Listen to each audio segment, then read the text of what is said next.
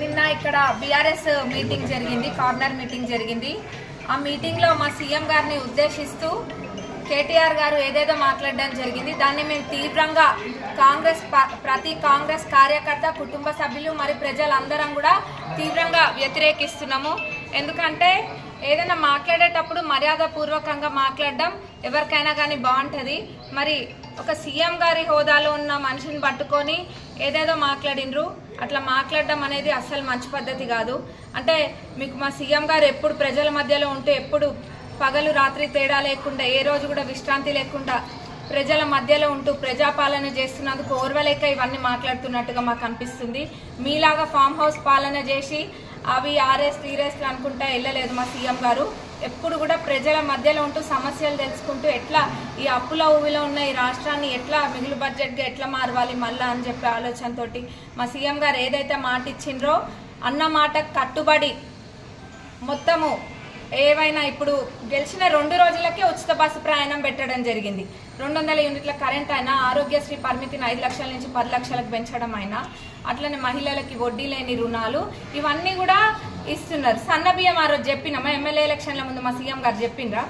పేద ప్రజలకి తినే తిండి దగ్గర ఉన్నోడికి లేనోడికి ఏం తేడా ఉంటుంది? 10-15 ఏళ్ల కింద తినేటోళ్ళు కానీ ఇప్పుడు ఎవరు కూడా దొడ్డు బియ్యం తింటలేరు అనిస్తే ఈరోజు అందరు కూడా తినేటప్పుడు తృప్తిగా కాయ కష్టం చేసేది బుక్కడు బువ్వ తిననికే, ఆ బుక్కడు బువ్వ ఈరోజు తృప్తిగా తింటున్నామంటే ఈ చెయ్యి పార్టీ చల్వా అన్నది ప్రజలు ఎవరు కూడా మర్చిపోలేదు. మరి మీకు పదవులు లేకపోతే మీ అందరికి అంత ఫ్రస్ట్రేషన్ వస్తుందేమో. గౌరవ ముఖ్యమంత్రి గారిని పట్టుకొని అన్ని మాటలు అనడం అనేది మటుకు నేను చెప్తున్నా అసలు సంస్కారమే కాదు. ఎన్నడూ కూడా మేము ఎప్పుడూ అట్లా మాట్లాడలేదు. ఈ నియోజకవర్గానికి వచ్చి మాట్లాడడం అన్నది మాకు అందరు కూడా చాలా బాధాకరము. ఇంకోటి పోలీసులని కూడా ఎందుకనాలంటే మొన్న ఒక మాట, ఈరోజు ఒక మాటనా. మొన్న మేడారంలోనేమో పోలీసు వ్యవస్థని మెచ్చుకున్నారు, ఎంత మంచిగా చేసిండ్రు, నెక్స్ట్ వచ్చేది వాళ్ళదే అనుకొని ఊహించుకొని మరి అప్పుడు కూడా మీరు ఇట్లనే చేయాలన్న ఉద్దేశంగా మాట్లాడిండ్రు. మేడారంలోనేమో పోలీసులు మంచోళ్ళు, ఇప్పుడు వచ్చేసి ఏంటంటే పోలీసులని ఎట్లా పడితే అట్లా మాట్లాడిండ్రు. వాళ్ళు కూడా ప్రజలకి సర్వీస్ చేసేటోళ్ళు, పోలీస్ వ్యవస్థ అనే వాళ్ళు కూడా ఎట్లా పడితే అట్లా మాట్లాడొద్దు. మరి నిజమే వాళ్ళకి, ఎందుకంటే వాళ్ళు ఉన్నప్పుడు అట్లా చేసిండ్రు కాబట్టి వాళ్ళకి ఇప్పుడు కూడా అదే వ్యవస్థ నడుస్తుందన్న భావం ఉండడంలో తప్పేం లేదులేండి. వాళ్ళు ఉన్నప్పుడు పోలీసు వ్యవస్థనే మొత్తం అల్లకల్లోలం చేసిండ్రు. ఇప్పుడు ఏది కూడా ఒక క్రమశిక్షణ ప్రకారంగా లేకుండా వాళ్ళు అప్పుడు చేయడం జరిగింది.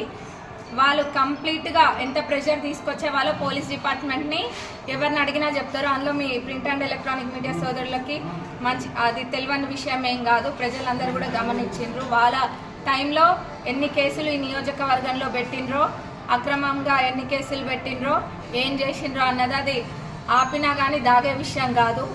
అది ప్రజలే చెప్పడం జరిగింది స్వయంగా. నాకు కూడా పొద్దున్నే కూడా ఒక తండకి పోయినా, ఆ తండలో కూడా అది ఎర్రసోముల తండ అనుకుంటా, ఆ తండకు కూడా పోతే అక్కడ ఎవరైతే ఒక మనిషి చనిపోయిందో దానికి ధర్నా చేస్తే వాళ్ళందరినీ కూడా తండోలను కొట్టించి వాళ్ళ మీద కేసులు పెట్టించిండ్రు.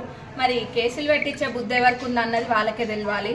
అవన్నీ పక్కన పెడితే మటుకు మా ముఖ్యమంత్రి గారిని అంటే మటుకు ఎవరు ఊరుకునే పరిస్థితుల్లో లేరు ఇక్కడ ముఖ్యంగా. ఎందుకంటే మా ముఖ్యమంత్రి గారికి ఒకటే ధ్యేయం ఏంటంటే తెలంగాణ ప్రజలందరూ కూడా బాగుపడాలని. అప్పుడు వాళ్ళ లెక్క బంగారు తెలంగాణ అని చెప్పి బంగారం అంతా వాళ్ళ ఇంట్లోనే పెట్టుకున్నట్టు కాదు. నిజంగానే ఈ తెలంగాణ అన్ని రకాలుగా బాగుపడాలన్నది మా సీఎం గారి యొక్క ఉద్దేశం. అవును, గతంలో మీరే ఉన్నారు మరి మున్సిపాలిటీ మంత్రుల లెక్క, మరి ఏం చేసిండ్రో మీరు అన్నీ చేసి ఉంటే మరి ఇప్పుడు ఇంకా చేయాల్సింది ఎందుకు ఉంటుంది అన్నది కూడా ప్రజలు అడుగుతున్నారు. వాళ్ళు చెప్పినంత మాత్రాన కాదు. ఇంకా పోస్టర్లు ఒకటి రిలీజ్ చేసినారు మన దగ్గర. ఆ పోస్టర్లలో సగము నేను ఒక దగ్గర చూపించి చెప్పడం జరిగింది. మనం వచ్చినాక ఏదైతే మనం శంకుస్థాపన చేసి ఇనాగ్రేట్ చేసిన ఉన్నాయో వాటి గురించి కూడా మాట్లాడుతూ ఉన్నారు. ఇవన్నీ ట్యాంక్ బండ్ గురించి కూడా పొద్దున అదే తండలో మాట్లాడుతుంటే విన్నా. ట్యాంక్ బండ్ కంట 4 కోట్లు పెట్టినారంట. మరి 4 కోట్లు పెడితే 8 ఏళ్లలో ఒక మంత్రి హోదాలో ఉండి కూడా అది ఎందుకు కాలేదని అడుగుతున్నాము. ఆ ట్యాంక్ బండ్ పిల్లర్లు లేపు వదిలేసినది అందరికీ, తొర్రూరు ప్రజలందరికీ కళ్ళు లేవా, కనిపించట్లేవా? అదైతే నేను అబద్ధం చెప్పేది ఏం లేదు కదా. దానికి 5 కోట్లు టీయూఎఫ్ఐడిసి నుంచి పెట్టి ఏదైతే మీరు వేసిన చిక్కుముడు ఉందో, మీరు మీ కాంట్రాక్టర్ గారు చేసిన ఘనకార్యం ఉందో అదంతా సెట్ చేసుకొని ఇప్పుడు దాన్ని ఒక ఆకారంలోకి తీసుకొచ్చి మళ్ళీ 5 కోట్లు పెట్టడం జరిగింది దానికి. ఇట్లా ఇంకా చెప్పుకుంటూ పోతే ఎన్నో ఉన్నాయి. వీళ్ళకి మహిళలు బస్ ఎక్కిపోతుంటే కూడా ఓర్వలేరు బీఆర్ఎస్ వాళ్ళు. మహిళలు మంచిగా బాగుపడుతుంటే కూడా ఓర్వలేని గుణం. ఫ్రీ బస్ ఎందుకు పెట్టాలి, అదెందుకు పెట్టాలి, ఇదెందుకు పెట్టాలని. అది తెలంగాణ ఆడబిడ్డలకు ఎక్కడ ఆపద వచ్చినా కానీ వాళ్ళకి సంకోచించకుండా ఎక్కడ ఆపద వచ్చినా ఎటు అయినా వెళ్ళడానికి భరోసా కల్పించిండ్రు రేవంత్ అన్న. మరి ఎంతసేపు మా ముఖ్యమంత్రి గారినే టార్గెట్ చేస్తూ ఉంటారు. ఎందుకంటే వాళ్ళు చేయలేని పనులన్నీ కూడా మా ముఖ్యమంత్రి గారు చేస్తున్నారు కాబట్టి, ఎక్కడ విశ్రాంతి లేకుండా ప్రజల మధ్యలో ఉంటున్నారు కాబట్టి మా ముఖ్యమంత్రి గారు అంటే వాళ్ళ కుళ్ళు అదొక్కటే కనిపిస్తుంది ఇక్కడ. మరి తప్పకుండా ఇక్కడ తొర్రూరు గడ్డ మీద కాంగ్రెస్ జెండా ఎగరేయబోతున్నాం. అందులో ఎటువంటి అనుమానం లేదు. మీరు ఎన్ని అవాకులు చెవాకులు వేలినా అది ప్రజలందరూ కూడా గమనిస్తుండ్రు. మరి ఇంకేందో అంటున్నారంట ఇక్కడ అత్త కోడలు బాగుపడ్డా తప్ప రాష్ట్రంలో అత్త కోడలు బాగుపడ్డా లేదని. అత్తకేమో 4,000 కోట్లు అంట, కోడలు అంటే నాకేమో 2,500 కోట్లు అంట. అన్న ఏడున్నాయో చెప్పరా? అదే చెప్తే అవి మరి ఒక 1,000 కోట్లు పెట్టి అందరికి ఇక్కడ హాస్పిటల్, గుడి, బడి అన్ని ఏది కావాలంటే అది కట్టిస్తాం. మేము తినే తిండి కూడా అమెరికా నుంచి మా సంపాదన ట్యాక్స్ పెయిడ్ అమౌంట్ ఇక్కడ మళ్ళీ అదే అమౌంట్ తెచ్చుకొని మేము తినే తిండి కూడా నెల ఖర్చులు కూడా మేము అక్కడి నుంచి తెచ్చుకుంటున్నాం.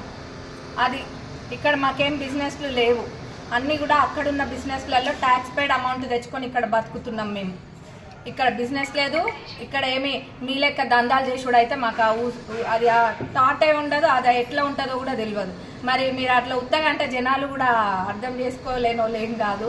జర ఉంటే మట్టుకు చెప్పండి అన్న, ఏడున్నాయో నాకు తెలుసుకుంటే మంచిగా ఉంటుంది కదా, ప్రజలకి కొన్ని చేద్దాం. మా ముఖ్యమంత్రి గారిని మటుకు ఇంకొకసారి ఈ తొర్రూరు గడ్డ పైన కాదు ఎక్కడ ఎవరేమన్నా కానీ ఊరుకునేదే లేదు.